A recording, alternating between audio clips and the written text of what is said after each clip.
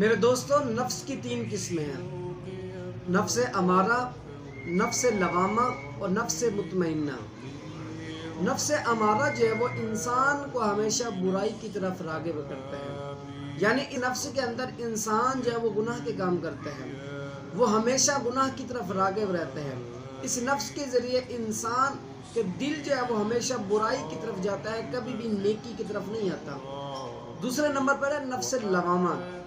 اس نفس کے اندر یہ جو نفس ہے، نفس لوامہ جو ہے وہ انسان کو ملامت کرتا ہے، یعنی اگر کسی شخص سے کوئی گناہ ہو گیا ہے، پھر اس کا نفس اسے ملامت کرتا ہے کہ تجھ سے یہ گناہ ہو گیا تو اللہ تعالیٰ سے توبہ کر لے،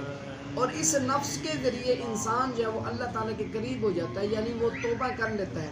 اللہ تعالیٰ جو ہے وہ اس کی توبہ کو جو ہے وہ قبول کرتا ہے جب وہ کیا کرتا ہے، اس کا نفس اسے کیا کرتا ہے، بار بار ملامت کرتا ہے،